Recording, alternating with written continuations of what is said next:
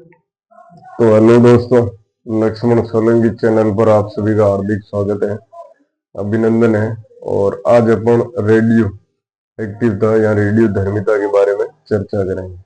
तो पहले देखते हैं रेडियो एक्टिवता की परिभाषा। रेडियो एक्टिवता की परिभाषा है कि जिन नाभिकों में न्यूट्रॉन और प्रोटॉन की संख्या एक निश्चित अनुपात में नहीं होती है, कि जिन नाभिकों में न्यूट्रॉन और प्रोटॉन की संख्या एक निश्चित अनुपात में नहीं होती है, वे नाभिक अस्थायी होते हैं। वे नाभिक अस्थायी होते हैं और ये स्थायित्व ग्रहण करने के लिए अल्फा बीटा गामा नामक विकिरणें उत्सर्जित करते हैं, जिसे रेडियो धर्मिता बोला जाता है। तो ये अस्थायी नाभिक है जो स्थायित्व ग्रहण करने के लिए अल्फा बीटा गामा नामक विकिरणें उत्सर्जित करते हैं या छोड़ते हैं, जिसे रेडियो धर्मिता बोला जाता है। तो इसके बाद में अपन चर्चा करेंगे कि अल्फा विकिरण के बारे में। अल्फा विकिरण है ये द्विआयनित हीलियम परमाणुओं की बनी होती है। अल्फा विकिरण है ये द्विआयनित हीलियम परमाणुओं की बनी होती है और ये धनावेशित होती है। ये धनावेशित होती है और इसकी ये आयनन क्षमता है वो सर्वाधिक होती है और भेदन क्षमता है जो निम्न होती है। अल्फा विकिरण के बारे में एक बार देख लेते हैं कि ये द्विआयनित हीलियम परमाणुओं की बनी होती है। ये धनावेशित होती है और सर्वाधिक इसकी आयनन क्षमता होती है और इसकी भेदन क्षमता है जो निम्न होती है। तो इसके बाद में अपन बीटा विकिरण के बारे में चर्चा करेंगे कि बीटा विकिरण है ये इलेक्ट्रॉनों की बनी होती है और ये ऋणावेशित होती है। इलेक्ट्रॉनों की बनी होती है और ये ऋणावेशित होती है। और उसके बाद में गामा विकिरण के बारे में चर्चा करेंगे।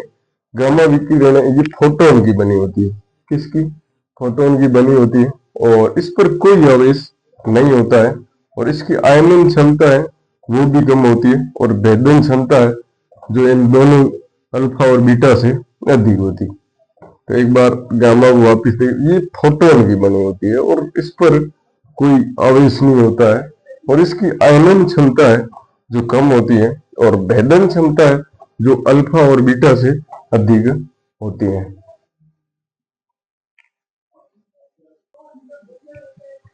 अब अपन रेडियो एक्टिवता के उपयोग के बारे में चर्चा करें कि रेडियो एक्टिवता का कृषि के क्षेत्र में क्या उपयोग है। ये कृषि के क्षेत्र में उपयोग है कि रेडियो विकिरणों के माध्यम से फसलों की उत्पादन क्षमता और गुणवत्ता बढ़ाई जा सकती है और उन्नत बीजों का भी विकास किया जा सकता है। उन्नत फसल उत्पादन भी किया जा सकता है जिसमें म्यूटेशन की गति को अधिक किया जाता है विकिरणों के माध्यम से। ये कृषि क्षेत्र में इसका उपयोग है कि फसलों की उत्पादन क्षमता और गुणवत्ता भी बढ़ाई जा सकती है और उन्नत फसल उत्पादन को भी बढ़ावा दिया जा सकता है, जिसमें क्या होता है म्यूटेशन की गति है उसको अधिक किया जाता है विकिरणों के माध्यम से। और इस प्रोसेस में जो विकसित बीज और फसलें होती है वो सूखे के और रोगाणुओं के प्रति प्रतिरोधी होती है कि वो लॉन्ग टर्म चल सकती है। सूखे और रोगाणुओं के प्रति बीज और फसलें सूखे और रोगाणुओं के प्रति प्रतिरोधी होती है। और जो भाभा ऑटोमिक रिसर्च सेंटर है वो नाभिकीय और कृषि जैव प्रौद्योगिकी डिवीजन से दलहन और तिलहन अनाज उपज की गुणवत्ता बढ़ाने पर कार्य कर रहा है। कि जो भाभा ऑटोमिक रिसर्च सेंटर है वो नाभिकीय और जैव प्रौद्योगिकी नाभिकीय एग्रीकल्चर और जैव प्रौद्योगिकी डिवीजन से दलहन और तिलहन अनाज की उपज और गुणवत्ता को बढ़ाने में कार्य कर रहा है। और ये मार्ग है ये नाभिकीय कृषि कार्यक्रम के तहत खाद्य पदार्थों के प्रसंस्करण में भी रेडियो एक्टिव विकिरणों का प्रयोग किया जाता है। और अब अपन स्वास्थ्य क्षेत्र में देख लेते हैं। स्वास्थ्य क्षेत्र में कोबाल्ट 60 है जिसमें गामा विकिरणें उत्सर्जित होती है जो कैंसर की कोशिकाओं को नष्ट कर देता है और ये खाद्य पदार्थों को संरक्षित करने में भी महत्वपूर्ण भूमिका निभाता है। कोबाल्ट 60 है ये गामा विकिरणों को उत्सर्जित करता है और कैंसर कोशिकाओं को भी नष्ट कर देता है और खाद्य पदार्थों को भी संरक्षित करता है। अब अपन चर्चा करेंगे आयोडीन 131 की। आयोडीन 131 है, ये थायराइड ग्रंथि से संबंधित रोगों के उपचार में यूज लिया जाता है। आयोडीन 131 थायराइड ग्रंथि से संबंधित रोगों के उपचार में यूज लिया जाता है। और अब चर्चा करें फास्फोरस 32 है, ये पॉलीसीथीमिया नामक एक ब्लड कैंसर है। पॉलीसीथीमिया के उपचार में इसका फास्फोरस 32 का उपयोग किया जाता है। एक है होलिनियम और सेमारियम, होलिनियम 166 और सेमारियम 153। होलिनियम 166 और सेमारियम 153 का उपयोग गठिया रोगों के निदान में। और ल्यूटिशियम 177 है, जिसका उपयोग रेडियोथेरेपी में किया जाता है। रेडियोथेरेपी में ल्यूटिशियम 177 है, जिसका उपयोग किया जाता है।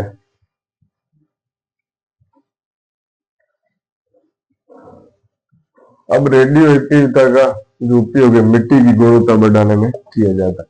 ये रेडियो एक्टिव तत्वों के माध्यम से नाइट्रोजन और फास्फोरस की मृदा में मात्रा का पता लगाया जा सकता है और उसी अकॉर्डिंग नाइट्रोजन और फास्फोरस की कमी या अधिकता को खत्म किया जा सकता है। और इसमें यूज होता है फास्फोरस 32 का और नाइट्रोजन 15 के रेडियो आइसोटोप का। फास्फोरस 32 और नाइट्रोजन 15 के रेडियो आइसोटोप का यूज होता है मिट्टी की गुणवत्ता को जांचने के लिए। और इसके बाद देखते हैं कि खाद्य प्रसंस्करण में कोबाल्ट 60 का यूज होता है। खाद्य प्रसंस्करण में कोबाल्ट 60 का यूज होता है, जो खाद्य पदार्थों के संरक्षण में उपयोगी है। खाद्य पदार्थों के संरक्षण में उपयोगी है। और विकिरणों के माध्यम से हरी खाद सेसबान या रोस्ट्राटा तैयार की गई है। कि विकिरणों के माध्यम से हरी खाद सेसबान या रोस्ट्राटा तैयार की गई है। और बार्क ने रेगिस्तानी इलाकों के अनुकूल अकेशिया विक्टोरियाई पौधों का विकास किया है, जो रेडियो एक्टिविता के माध्यम से। कि रेगिस्तानी इलाकों के अनुकूल अकेशिया विक्टोरियाई पौधों का विकास किया है बार्क ने।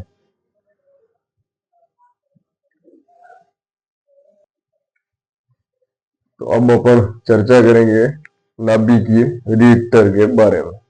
नाभिकीय रिएक्टर है, ये एक प्रकार का संयंत्र है जिसकी सहायता से नाभिकीय अभिक्रिया को नियंत्रित किया जाता है। और जो इससे निर्मुक्त ऊर्जा होती है उसका उपयोग रचनात्मक कार्यों के लिए किया जा सकता है। फिर नाभिकीय रिएक्टर है, ये एक प्रकार का संयंत्र है जिसकी सहायता से नाभिकीय अभिक्रिया को कंट्रोल किया जाता है और इससे जो निर्मुक्त एनर्जी होती है जिसका यूज रचनात्मक कार्यों में किया जाता है। तो नाभिकीय रिएक्टर के कुछ घटक है, जैसे ईंधन है। ईंधन में यूरेनियम डाइऑक्साइड और प्लूटोनियम डाइऑक्साइड के मिश्रण का यूज होता है।